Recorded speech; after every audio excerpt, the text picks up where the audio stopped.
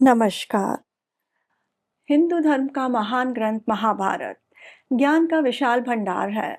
इस ज्ञान रूपी भंडार को हम महाभारत का महापर्व नामक श्रृंखला के रूप में पिरोकर आपके लिए लाए हैं। सीखने, समझने और जीवन को उचित दिशा में ले जाने के लिए इस ज्ञान गंगा की रचना की गई है। इस प्रयास में आप सभी का स्वागत है। इसमें मैं डॉक्टर योगिता पंत, मार्गदर्शक, गुरु एवं हिंदू विचारक डॉक्टर अनिल चावला जी के सम्मुख कुछ जिज्ञासाएं प्रकट करूंगी और वे समाधान करेंगे। आइए, बुद्धि और विवेक के देवता विघ्नहर्ता गणेश, देवी सरस्वती, द्वापायन कृष्ण और वासुदेव कृष्ण को सादर नमन कर इस वार्तालाप का आनंद लें। अनिल जी, बहुत बहुत स्वागत है आपका। नमस्कार।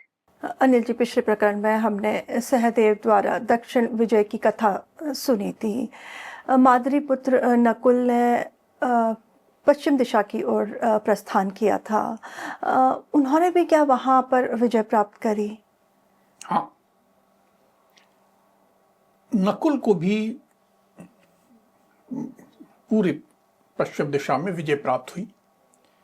उन्होंने विशाल सेना के साथ प्रस्थान किया था, जैसे तुमने कहा। पहले वे रोहतक पहुंचे जी। जहां मत्तमजूर नामक क्षत्रियों से उनका भारी संग्राम हुआ। उन्होंने युद्ध किया।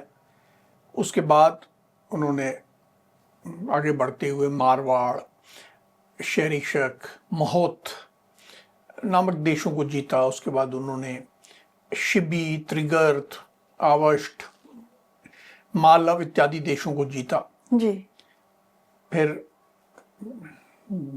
जो जिसे आज पंजाब कहते हैं, उसका नाम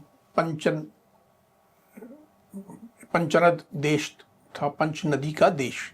जी। तो पंचनद देश जी है।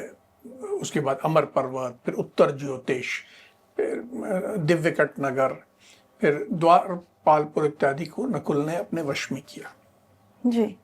फिर आगे बढ़ते हुए उस समय एक नदी जो आज विलुप्त हो गई है, जी। सरस्वती नदी कही जाती है। जी। जो हम जिसे प्रयागराज कहते हैं, वहां पर त्रिवेणी कहा जाता है। जी। जी। कि गंगा, यमुना और सरस्वती का संगम होता है वहां। जी। तो सरस्वती नदी जो जहां से बहती आ रही थी, उसके नदी के किनारे रहने वाली जातियों को वश में किया। मछलियों से जीविका चलाने वाले जो धीवर जाति के लोग थे, मछुआरे थे, जी।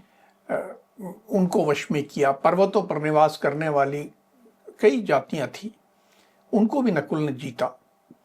फिर रामट, हार, हूं तथा अन्य पश्चिमी नरेशों को जी। नकुल ने अपनी आज्ञा मात्र से ही वश में कर लिया। कि उन्हें आदेश दिया, वो मान गए कि हाँ भाई, हम आपके आदेश मानने को तैयार हैं। फिर वो समुद्र तट पर पहुंचे और वहां के अनेक राजाओं को वश में किया। फिर अब समुद्र तट पे तुम्हें ध्यान होगा कि द्वारका भी है, जी। जो वासुदेव कृष्ण की नगरी है। जी। चाहे वासुदेव कृष्ण इनके साथ थे, जी। पर भी एक औपचारिकता थी कि हाँ, उनके वो भी सहमति दें कि हम आपके अधीन हैं। क्योंकि सम्राट बनना तो सब अधीन होने चाहिए। जी। तो नकुल ने कृष्ण के पास भी दूत भेजा, और स्वाभाविक है कि कृष्ण ने कोई डर के मारे या शक्ति से डर के नहीं, पर प्रेम भाव से नकुल का शासन स्वीकार कर लिया कि हाँ, मैं इंद्रप्रस्थ के अधीन रहना स्वीकार करता हूं। जी। फिर उसके बाद आगे बढ़ते हुए शाकल में मद्र देश एक स्थान था, जहां नकुल के मामा ही राज्य करते थे। उन्हें जैसे कहा ना, माद्री पुत्र। जी। माद्री यानी कहा कि मद्र देश की राजकुमारी थी। जी। जी। तो मद्र देश में राजा जो थे, शल्य थे, वो नकुल के मामा लगते थे। तो उन्होंने भी प्रेम पूर्वक शासन स्वीकार कर लिया, अर्थात नकुल के वश में हो गए कि हम तुम्हारे वश में हैं। यहाँ पर उन्हें कोई बल प्रयोग वाली बात नहीं थी, या तो केवल प्रेम से बात हुई। जी। जी। उसके बाद समुद्र के पास ही आगे समुद्री टापुओं में रहने वाले जो लोग थे, जिनमें बहुत भयंकर जातियां भी थी, कुछ मलेच्छ थे, कुछ बर्बर थे, कुछ किरात थे, कुछ यवन थे, शक थे। इन सबको जीतकर, उनसे रत्नों की भेंट लेकर और पूरा पश्चिम दिशा में सबको जी जीतकर नकुल इंद्रप्रस्थ को लौट आए। जी। अब ये चार भाई अर्जुन, भीम, सहदेव और नकुल, ये चार दिशाओं से दिग्विजय करके लौटे। तो अब तो धर्मराज युधिष्ठिर ने राजसूय यज्ञ की तैयारियां जो हैं वो प्रारंभ कर दी होंगी। देखो, चारों भाई विजय होके लौट आए। जी आने के बाद अब पांचों पांडव जी वहाँ शासन चलाने लगे, धर्म के अनुसार व्यवहार करने लगे। और धर्मराज युधिष्ठिर जो थे जी वे संपूर्ण प्रजा पर अनुग्रह रखते हुए बड़े प्रेम भाव से और सब वर्ण के लोगों जी का ध्यान रखते हुए उन्हें संतुष्ट करने लगे। तो उनका शासन बड़ा एक आदर्श शासन कहा जा सकता है, जी हर प्रकार से आदर्श था। उनके व्यवहार के कारण सारा जगत उनके प्रति वैसा ही अनुराग रखने लगा जैसा पुत्र अपने पिता के प्रति रखता है, क्योंकि वो भी प्रेम से व्यवहार रखते थे जी और इसीलिए सब लोग भी उनके प्रति वैसा ही प्रेम रखते थे। जी और ये केवल वहां रहने वाले आम जन नहीं थे, ये सब राजा जो कि अब उनके अधीन हो गए थे, जिन्होंने उनका शासन स्वीकार कर लिया था। हाँ, सबसे एक बड़ा प्रेम का संबंध हो गया। तो जब ऐसी स्थिति थी तो एक दिन युधिष्ठिर ने अपने जो कोष था उसका आकलन किया, अन्न वस्त्र के भंडारों का आकलन किया, खजाने का, सब करके ये तय किया कि हाँ अब मेरे पास सब है, व्यवस्था है, व्यवस्था के है लिए। जी तो राजसूय यज्ञ करने का निश्चय किया जा सकता है। जी और उनके जो सभी सुहृदय थे, उनसे प्रेम करने वाले, उनके प्रति अच्छा भाव रखने वाले जितने लोग थे, वे सब भी उनसे कहने लगे कि अब यज्ञ करने का उपयुक्त समय आ गया है। तो जो आर्थिक वित्तीय व्यवस्था थी वो हो गई है, जी सब राजा जो हैं वो आपके अधीन आ गए हैं, तो अब सब समय आ गया है। जी ये सभी ऐसी बातें कर रहे थे, मानस बन रहा था कि राजसूय यज्ञ करना है, जी कि वासुदेव कृष्ण वहां आ गए। उन्होंने जो अपना द्वारका में सेना इत्यादि थी जी उसका कार्यभार अपने पिता को सौंपकर जी और वे एक लंबे समय के लिए आ गए। तो जब आए जी तो वो अपने साथ नाना प्रकार के धन रत्नों की भेंट लेकर आए थे, विशाल सेना साथ लेकर आए थे। अच्छा, अकेले आ गए थे ऐसा नहीं, पूरी एक राजसिक तैयारी से आए थे। उनके जो वो आए तो एक लंबा चौड़ा एक हुजूम आया था, रथों की घरघराहट से समूची दिशाएं प्रतिध्वनित हो रही थी कि हाँ बड़ा आया है, इतना धन रत्न लेके आए थे कि वो लग रहा था कि महासागर आ गया उनका। तो इस प्रकार करके वो इंद्रप्रस्थ में प्रविष्ट हुए। जी अनिल जी, कृष्ण जी एक कहें तो विशेष अवसर के लिए यहाँ पे इंद्रप्रस्थ आए थे। तो धर्मराज युधिष्ठिर और उनके भाई तो सभी भाई तो अत्यंत प्रसन्न हुए होंगे। अब धर्मराज युधिष्ठिर की एक जो थी कि वो सबको साथ लेके चलते हैं, आप कृष्ण जी से सलाह लेते थे, तो इसके बारे में राजसूय यज्ञ के बारे में भी उन्होंने कृष्ण से चर्चा करी कुछ? देखो, जो प्रसन्नता थी केवल पांडवों में नहीं थी, पांडव तो बहुत प्रसन्न हुए ही जी, लेकिन समस्त इंद्रप्रस्थ में हर्षोल्लास छा गया, क्योंकि दिख रहा था कि विशेष कारण से आए। जैसे तुमने कहा कि विशेष अवसर के लिए आए हैं, जी अकेले आए होते तो वो विशेष अवसर नहीं दिखता। जी जी तो जिस तैयारी से आए थे दिख रहा था कि कोई विशेष कारण से ही आए हैं, जी सब और हर्षोल्लास छा गया। राजा युधिष्ठिर ने भी बड़े बहुत प्रसन्न होकर विधि पूर्वक उनका स्वागत सत्कार किया, कुशल मंगल पूछा, और जब सब सुखपूर्वक वो बैठ गए, जी अपने आराम से हो गए, तो अपने साथ चारों भाई थे उनके, युधिष्ठिर के, पुरोहित धौम्य थे, और महर्षि द्वैपायन कृष्ण यानी वेदव्यास थे, जी। अन्य ऋषिगण थे, उनके और जो मंत्री थे, सबके साथ उनके पास गए और उनसे कहा कि हे वासुदेव कृष्ण, आपकी दया से आपकी सेवा के लिए ये सारी पृथ्वी समय मेरे अधीन हो गई है। देखिए, दो बातें, आपकी दया से और आपकी सेवा के लिए ये सारी पृथ्वी मेरे अधीन हो गई है। मुझे धन भी बहुत प्राप्त हो गया है, जी। सब जगह से कर आया है, सब आया, जी। ये धन मुझे बहुत प्राप्त हो गया है। जी। हे देवकी नंदन, यह सारा धन मैं विधि पूर्वक श्रेष्ठ ब्राह्मणों तथा हव्य वाहन अग्नि के उपयोग में लाना चाहता हूं। अब ये एक बड़ी महत्वपूर्ण बात यहां पर गौर करनी होगी। जी। आज जब किसी को धन मिल जाता है तो वो क्या सोचता है? वो स्वयं का उपयोग करना चाहता है। एंजॉय, जी। मुझे इससे ऐश ऐश्वर्य करनी है। नहीं, यहां पर युधिष्ठिर क्या कह रहे हैं? मुझे इससे जो विद्वान है जी। उनके लिए उपयोग करना है। और हव्य वाहन अग्नि, हम जब अग्नि, ये माना गया हमारे यहां कि अग्नि देवताओं का मुख है, और कुछ भी देवताओं को पहुंचाने के लिए हम अग्नि को समर्पित करते हैं, अग्नि में आहुति देते हैं। जी। हम यज्ञ करते समय करते हैं ना कि जी। ये हम कुछ डालते हैं आहुति और कहते हैं कि ब्रह्माय नमः, वासुदेव नमः, विष्णु नमः, शिवाय नमः, एक एक करके आहुति देते जाते हैं। जी। जी। हम दे रहे हैं अग्नि को, और हम ये सोच रहे हैं कि उन देवताओं को पहुंचेगा। जी। क्योंकि ये माना गया है कि अग्नि सभी देवताओं का मुख है, और जो यज्ञ की सामग्री जिसे हव्य कहा जाता है उसका वाहन अग्नि है। जी। तो युधिष्ठिर ये कह रहे हैं कि मुझे इससे या तो ब्राह्मणों के उपयोग में लाना है या देवताओं के उपयोग। जी। इसके अतिरिक्त तो उनकी कोई इच्छा नहीं है।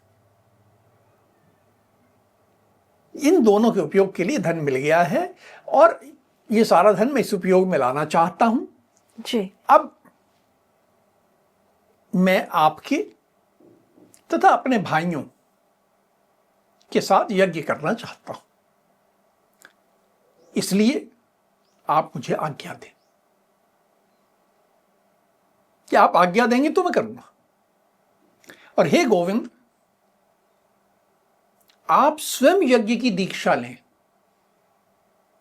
आप प्रमुख यजमान बन जाएं। जी।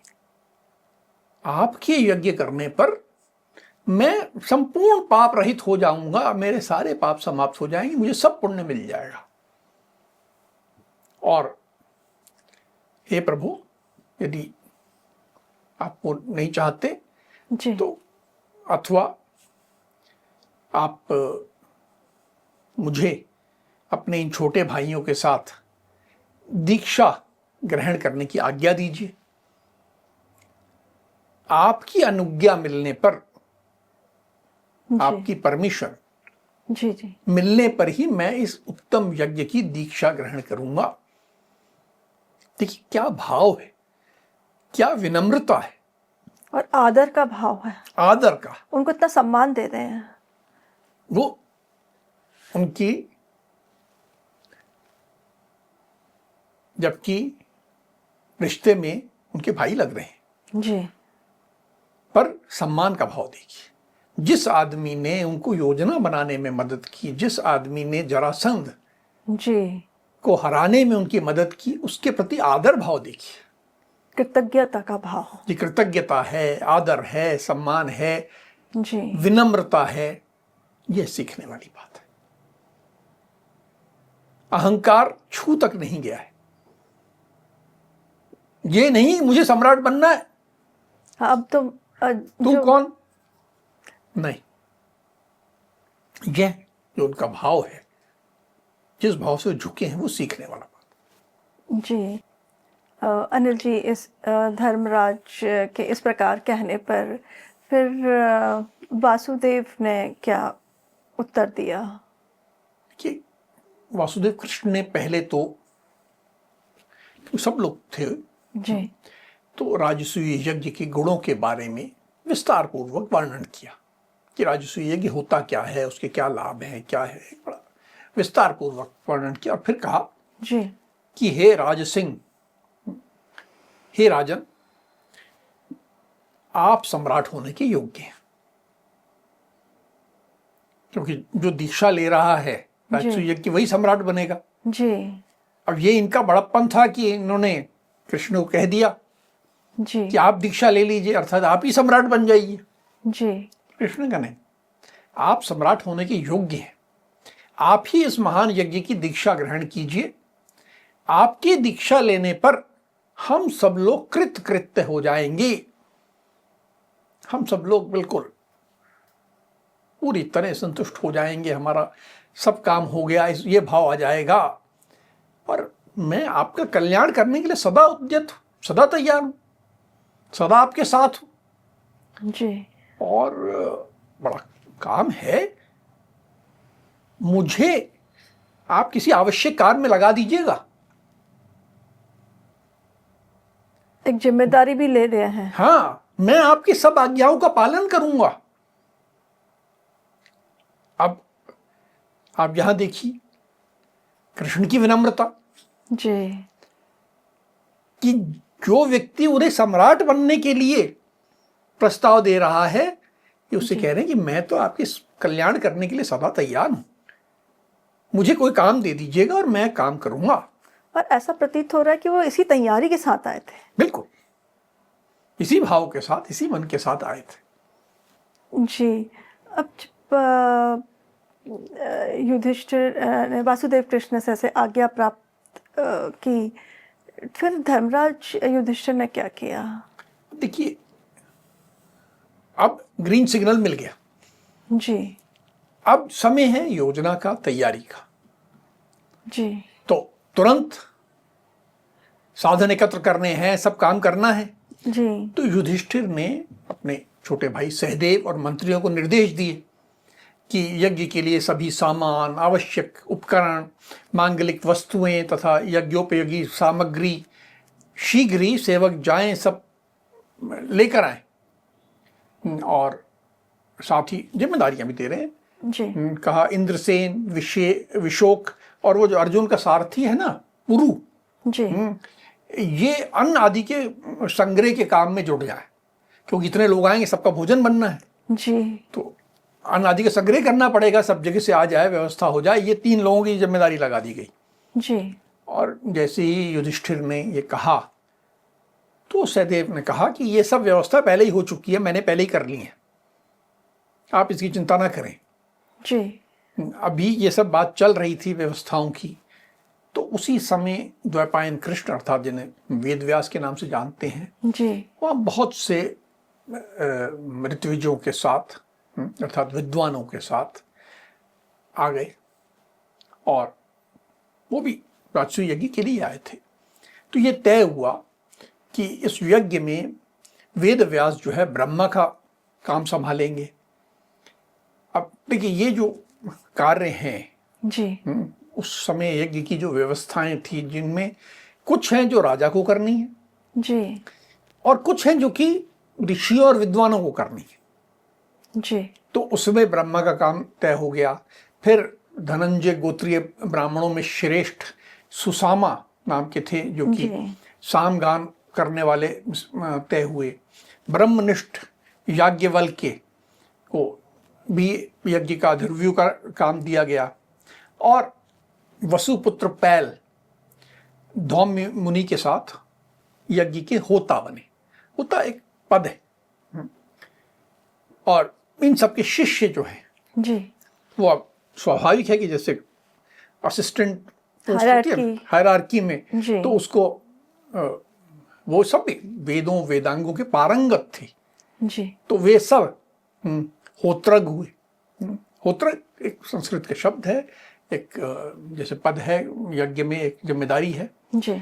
और इन सब लोगों ने, जो विद्वान आए थे, उन सब ने शास्त्रोक्त विधि से यज्ञ स्थान का पूजन कराया ताकि जो उसके लिए निर्माण होने हैं जी। वो सब हो सके। अब निर्माण तो बहुत होने थे जी। क्योंकि वहां पर बहुत सारे विशाल भवन बनने थे, बहुत सारे राजा आने वाले थे। जी।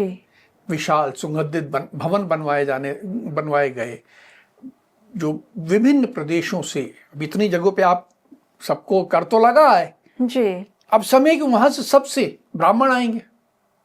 जी। जो आपने प्रदेश जीता है केवल ले लिया ऐसा नहीं है जी। अब वहां से सब विद्वान ब्राह्मण आएंगे जो शिक्षा का कार्य करते हैं जी। और यहां से दान दक्षिणा लेके जाएंगे। जी। तो जब वो आएंगे तो उनके रहने की व्यवस्था चाहिए। तो सहस्रों ब्राह्मणों के लिए जो कि अपने आत्मीय जनों के साथ आएंगे, जी। पृथक पृथक घर बनाए गए और उन घरों में अन्न की व्यवस्था होनी चाहिए, खाने पीने की सब व्यवस्था होनी चाहिए, वस्त्र होने चाहिए, सब ऋतुओं में रहने के लिए जो जो सुविधाएं चाहिए, जी। जी। सर्दी गर्मी बरसात, व्यक्ति को कोई दिक्कत ना हो, तो वो सारी व्यवस्था तो एक अपने आप में जैसे बनती है ना आजकल, जैसे ओलंपिक विलेज बनता है, जी। जी। जी। वैसा एक बनाने का कार्य प्रारंभ हो गया। जी। अनिल जी, किसी भी बड़े कार्यक्रम को आयोजित करने के लिए बहुत सुविधाओं की या बहुत अरेंजमेंट कहें तो उसकी ज़रूरत होती है, पर उससे भी ज़्यादा जो एक बहुत बड़ा कार्य होता है वो विशिष्ट जनों को सम्मानपूर्वक बुलाना, उनका सत्कार करना। तो इस कार्य के लिए धर्मराज युधिष्ठिर ने किसको नियुक्त किया? बिल्कुल ठीक कहा है। आज भी जैसे हम परिवार में एक विवाह समारोह हो जी। तो कहते हैं ना कार्ड बांटना बहुत बड़ा काम है। जी। जी। आजकल लोग व्हाट्सएप पे कार्ड भेज देते हैं, जी। लेकिन लोगों को जिसको कार्ड मिलता है व्हाट्सएप पे तो लोग संतुष्ट नहीं होते जी। कि सम्मान पूर्वक बुलाया जाए तो जाएंगे, केवल व्हाट्सएप पे कार्ड आ गया तो हम नहीं जा रहे। जी। तो उस समय तो खैर व्हाट्सएप नहीं था, जी। तो बुलाना अपने आप में एक बड़ा काम। और आपको जहां तक पृथ्वी पर संपर्क है जी। वहां से बुलाना है, ये बहुत बड़ा क्षेत्र है। जी। तो तुरंत धर्मराज युधिष्ठिर ने सहदेव को आज्ञा दी कि सबको आमंत्रित करने के लिए तुरंत ही शीघ्रगामी दूत भेजो, जो कि विशेष घोड़ों से व्यवस्थाओं से जाएं और सबको बुलाओ। तो सहदेव ने दूतों को निर्देश दिया कि तुम लोग सभी राज्यों में घूम घूम कर वहां के राजाओं, ब्राह्मणों, वैश्यों तथा सभी सम्मानित शूद्रों को निमंत्रित करके बुला करके लाओ। सभी वर्णों के लोगों को। सभी। ये बहुत विशेष बात ध्यान देने योग्य जी। कि ये एक सम्मेलन जो है इसमें राजा आ रहे हैं, जी। विद्वान आ रहे हैं, जी। प्रमुख वैश्य आ रहे हैं और प्रमुख शूद्र भी आ रहे हैं। आज ये लोग कहते हैं कई बार कि साहब वो पता नहीं कैसे कहने लग गए कि साहब वो शूद्र की तो छाया भी नहीं पड़नी चाहिए, इस तरह की बकवास करते। जी। नहीं, ऐसा नहीं है। देखिए, उनको सम्मान पूर्वक बुलाया जा रहा है राजसूय यज्ञ में और उनको एक निमंत्रण दिया जा रहा है, निमंत्रित के रूप में बुलाया जा रहा है। जी। मजदूरी करने के लिए मजदूर नहीं बुलाए जा रहे। जी। जी। तो ये हमें समझना होगा कि 4 वर्ण हैं, कार्य विभाजन है। कुछ लोग हैं जो जैसे कोई मछली पालन का काम कर रहा है, कोई है जो कि नाव चलाने का काम कर रहा है, कोई बढ़ई का काम कर रहा है, कोई लोहार का कर रहा है, कोई पढ़ाने का कर रहा है। जो पढ़ाने का कर रहा है उसको ब्राह्मण में माना जाएगा। जो बाकी लोग हैं, कोई खेती कर रहा है तो उनके प्रमुख हैं।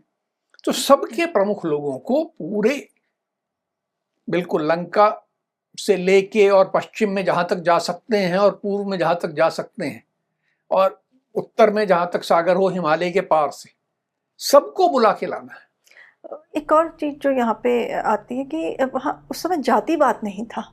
जाति तो बात ही नहीं है, हाँ जाति की बात नहीं है जी ये सब अपना अपना कर्म कर रहे हैं जी और इन हर एक को सम्मान दिया जा रहा है जी, और राजसूय यज्ञ में सबको सम्मान पूर्वक बुलाया जा रहा है। सबको पार्टिसिपेट कहें। हाँ, सबका भाग लेना है, उसका जी। सबका क्या एक रोल है, सबकी भूमिका है, जी इसलिए सबका आना आवश्यक है जी और सब आएंगे तभी ये राजसूय यज्ञ संपन्न होगा। जी केवल कुछ लोग आ जाएं और मिलके कर लें ऐसा नहीं होगा, जी सबको आना होगा। और सहदेव ने तो ये सब दूत भेजे, लेकिन एक बहुत महत्वपूर्ण लोग थे, उनके लिए अलग भेजा। तो धर्मराज युधिष्ठिर ने पितामह भीष्म, गुरु द्रोण, जी उनके पिता कह सकते हैं धृतराष्ट्र, चाचा विदुर, कृपाचार्य और दुर्योधन आदि सब भाइयों जी तथा वहां हस्तिनापुर में और जो उनके प्रति अनुराग रखने वाले सभी लोग हैं, इनको बुलाने के लिए अपने छोटे भाई पांडुपुत्र नकुल को अलग से विशेष रूप से हस्तिनापुर भेजा जी कि भाई इनको तो तुम अलग से सम्मान से बुला लो। जी देखिए, बाकी लोगों के लिए दूत चले जाएंगे, जी जी लेकिन इनके लिए अपने भाई को भेजा कि देखिए सम्मान देना इसे कहते हैं। जी, कोई बड़ा काम कर रहे हैं तो सबको सम्मान देके जोड़ना पड़ता है, सबको साथ लेकर के। सबको साथ लेके। और युधिष्ठिर की ये बात हमें सीखनी चाहिए। जी अनिल जी, आपने अभी बताया कि धर्मराज युधिष्ठिर ने हस्तिनापुर से आमंत्रण दिया, भेजा था। तो क्या वहाँ से दुर्योधन, भीष्म, विदुर इत्यादि वहाँ से आए, और उसके अलावा आने वाले प्रमुख राजा कौन थे? हस्तिनापुर से सब लोग हैं जी धृतराष्ट्र, पितामह भीष्म, महाबुद्धिमान विदुर, दुर्योधन और उनके सारे भाई, गांधार राज सुबल, महाबली शकुनी, कृपाचार्य, गुरु द्रोण, रथियों में श्रेष्ठ कर्ण, अश्वत्थामा और बाकी भी अन्य जो उनके अपने संबंधी कह सकते हो प्रमुख लोग हैं हस्तिनापुर में, सब आए। पुत्रों सहित द्रुपद आए, तो फिर उनके संबंधी ही हैं जी जी द्रौपदी के पिता होने के नाते। सिंधुराज जयद्रथ आए, राजा शाल्व आए, प्राग ज्योतिषपुर के नरेश महारथी भगदत्त, कलिंग नरेश, आंध्र नरेश, द्रविड़ नरेश, जी सिंगल देश के नरेश, कश्मीर नरेश, महापराक्रमी राजा शिशुपाल, जैसे अनेक राजा अपने राजकुमारों के साथ, अपने दल बल के साथ आए। उन सब के ठहरने के लिए, जैसे मैंने पहले बताया, उत्तम भवन बने थे, जिसमें उन भवनों के अंदर ही स्नान करने के लिए बावड़ियां बनी हुई थी, ताकि आपको स्नान करने दूर ना जाना पड़े, वहीं भवन के अंदर हो जाए। तो एक एक राजा के लिए एक एक ऐसा महल जैसा भवन दिया गया था। भोजन सामग्री की भरपूर व्यवस्था थी, वहीं हर एक का अपना भोजन बन जाए। वो जो भवन बने थे उनमें भांति भांति के वृक्षों से सुशोभित थे। ये सभी भवन ऊंचे भव्य थे और इनके भीतर बहुत बहुत बहुमूल्य बड़े सुंदर आलीशान आसन थे, आवश्यक सामान था, यानी जैसे आज कहते हैं ना फर्नीचर, फर्निशिंग सारा एक वेल फर्निश्ड व्यवस्था हर राजा के लिए थी। उनको सब इन महलों को मालाओं से सजाया गया था, उनमें अच्छी सुगंध आती रहे, ऐसा नहीं कि बदबू आ रही है। तो सुगंध की व्यवस्था भी की गई। तो इस तरह करके सारे राजाओं का पूरे जितना बड़ा पृथ्वी उस समय ज्ञात थी, जहां तक संपर्क था, वहां हर प्रदेश के राजा अपने दल बल राजकुमारों के साथ आए थे और उनकी व्यवस्था की गई। जी, सब राजाओं के रहने के लिए इतनी आलीशान ऐश्वर्यपूर्ण व्यवस्था की गई थी, और जब राजा भी आए होंगे तो वो धर्मराज युधिष्ठिर के लिए भेंट इत्यादि लेकर के आए होंगे। तो वो उन सभी का आदर सत्कार धर्मराज ने भी किया होगा। बिल्कुल, ये सबका बहुत सत्कार तो हुआ ही। जी और सब राजा जो आए थे, चाहे उससे पहले जब ये चार भाई गए थे, उन्होंने शासन स्वीकार किया, कभी किसी ने युद्ध के बाद किया, किसी ने प्रेम पूर्वक किया, किसी ने दूत के कहने पर कर लिया, जी जी वो सारी बातें पुरानी हो गई। जी पर अब वो जब आए थे तो सब बड़े आदर पूर्वक, बहुत प्रेम पूर्वक आए थे, और सब खूब भेंट लेकर आए थे। ऐसा लग रहा था कि राजाओं में अधिकाधिक भेंट देने की होड़ लगी हुई है। कोई भी राजा 1000 से कम स्वर्ण मुद्राओं की भेंट लेकर नहीं आया था। तो स्वर्ण मुद्रा, रत्न, हीरे जवाहरात की बिल्कुल भेंट दिए जा रहे थे। धर्मराज युधिष्ठिर सबका पूर्ण आदर और प्रेम से स्वागत कर रहे थे। पितामह भीष्म और गुरु द्रोण भी आए थे। जी तो उनकी अगवानी के लिए तो ये आगे तक गए, क्योंकि उनका स्थान जरा ऊंचा था, जी और उनके चरणों में प्रणाम किया। फिर जो हस्तिनापुर से आए अपने और संबंधी थे, पितामह भीष्म, द्रोण, कृप यानी आचार्य कृप, जी अश्वत्थामा, दुर्योधन और विविशांति और अन्य लोग जितने थे सब खड़े थे। तो उनसे बड़ी विनम्रता से इन्होंने कहा कि इस यज्ञ में आप सब लोग मुझ पर सब प्रकार से अनुग्रह करें, मुझ पर कृपा करें। यह जो यज्ञ है ये आपका ही है, और यहां ये जो मैंने महान धन एकत्रित किया है जी उसे आप लोग मेरी प्रार्थना मानकर इच्छानुसार सत्कर्मों में लगाएं। अर्थात ये धन को का उपयोग भी आप ही को करना है, जी आपकी जैसी इच्छा करे इसे सत्कर्म में लगाइए। यज्ञ भी आपका है, ये धन भी आपका है, आप ही इसका प्रयोग करें। जी देखिए, फिर वही बात मैं कह रहा हूं, अहंकार बिल्कुल नहीं, विनम्रता इतनी अधिक। ये युधिष्ठिर की विशेषता देखने योग्य, सीखने योग्य। जी धर्मराज युधिष्ठिर ने इस प्रकार से कहा तो ये तो बहुत बड़प्पन दर्शाता है उनका। तो उन्होंने सिर्फ ये उनके सम्मान देने के लिए या उनको खुश करने के लिए ही कहा, या उनको कुछ जिम्मेदारी और अधिकार भी दिए? केवल खुश करने के लिए नहीं कहा, जी उन्होंने सबको अधिकार, दायित्व, कार्यभार सौंपा, सबको यथा योग्य। युधिष्ठिर ने सभी परिवार जनों को एक एक को कार्यभार सौंपा। उन्होंने भक्ष्य भोजन आदि सामग्री की देख रेख तथा उसके बांटने परोसने की व्यवस्था और अधिकार धृतराष्ट्र पुत्र दुशासन को दिया, यानी दुर्योधन का छोटा भाई, इनका भी छोटा भाई हुआ। जी दुशासन को ये जिम्मेदारी दी गई। उसके बाद अश्वत्थामा को जिम्मेदारी दी गई कि ब्राह्मण जितने आ रहे हैं जी उनके स्वागत सत्कार की व्यवस्था करने का काम अश्वत्थामा को दिया गया। और राजाओं की, जो राजा आ रहे हैं उनकी सेवा सत्कार के लिए जो संजय था, जो धृतराष्ट्र का सारथी था, जी उसको नियुक्त किया गया।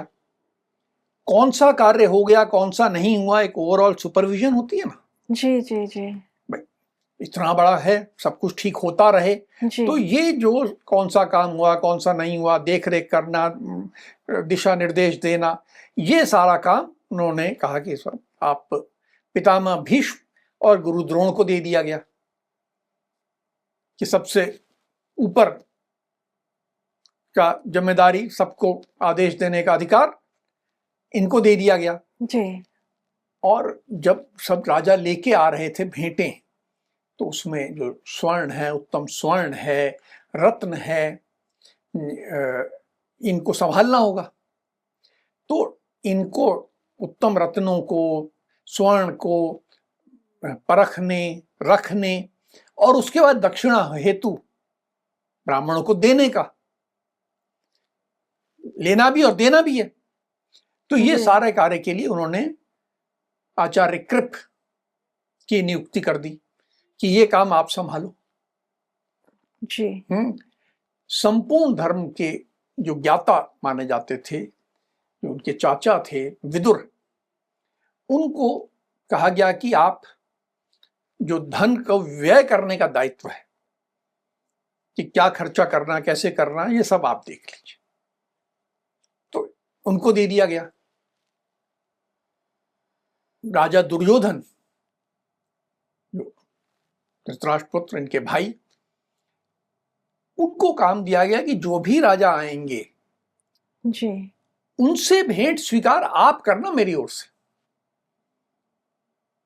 अर्थात कितना बड़ा सम्मान का कार्य जी। कि राजा आके सम्मान पूर्वक रत्न दे रहा है, स्वर्ण दे रहा है, भेंट दे रहा है। तो युधिष्ठिर कह रहे हैं कि नहीं, मेरी तरफ से ये दुर्योधन ग्रहण करेंगे। तो उनको दिया गया कि आप सब प्रकार की भेंटें स्वीकार करो और करने के बाद उनको व्यवस्था पूर्वक रखना कि ठीक जगह पहुंच जाए। जी। ये सारा काम उनको दिया गया। अब ये सारे काम बंटने के बाद जी, प्रश्न उठता कि वासुदेव कृष्ण को क्या काम मिला। जी। तो वासुदेव कृष्ण ने अपने आप चुन लिया। सबको संतुष्ट करने के लिए उन्होंने एक काम चुन लिया कि जितने ब्राह्मण आएंगे जी, उन सब के पांव धोने का काम मैं करूं। सबके ब्राह्मणों के चरण पखारने का काम, बड़े प्रेम से पांव धोना, पहुंच के साफ करना, ये काम, ये जिम्मेदारी कृष्ण ने ले ली। अब आप यहां देखिए जी, कि जिसको धर्मराज युधिष्ठिर सम्राट बनाने को तैयार थे, जी, जी। और वो जिम्मेदारी ले रहा है पांव धोने की। ये कृष्ण की विनम्रता है और ये कृष्ण की महानता है। हमें अगर धर्मराज युधिष्ठिर से विनम्रता सीखनी चाहिए जी, तो वासुदेव कृष्ण से भी सीखनी चाहिए कि हम जितना झुकेंगे उतना ऊपर उठेंगे। झुकने से कोई छोटा नहीं होता और बड़ा होता है। जी, आपने बिल्कुल ठीक कहा कि इतना बड़ा आयोजन कर रहे थे और उन्होंने एक तरफ से सभी राजाओं को अपने अधीन कर लिया था, तो उनके मन में कहीं ऐसा नहीं था कि हम एक बल के पूर्वक इनसे ज़बरदस्ती अपना सम्राट बनने के लिए जो भी उपयुक्त हो वो कार्य कराएं। ये वाकई में सीखने वाली बात है। अनिल जी, आज के प्रकरण में हमने जाना कि ये जो सम्मेलन था, राजसूय यज्ञ था, ये पृथ्वी में जहाँ तक संपर्क हो सके वहाँ के सभी कहें राजाओं का, ब्राह्मणों का, प्रमुख वैश्यों का और सामान्य शूद्रों का एक सम्मेलन था। और इस सम्मेलन के में देवताओं को आहुति के द्वारा संतुष्ट किया जाता था।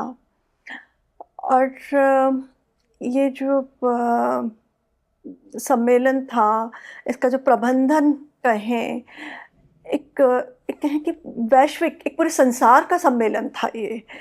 तो इसका प्रबंधन जो होता है एक, वो बहुत ही एक चुनौतीपूर्ण होता है।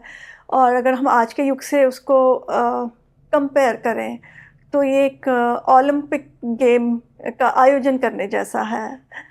आज की चर्चा को हम यहीं विराम देते हैं। अगली कड़ी में महाभारत के महापर्व से जुड़े कुछ मार्गदर्शक प्रसंगों के साथ हम दोनों फिर उपस्थित होंगे। राम राम। राम राम।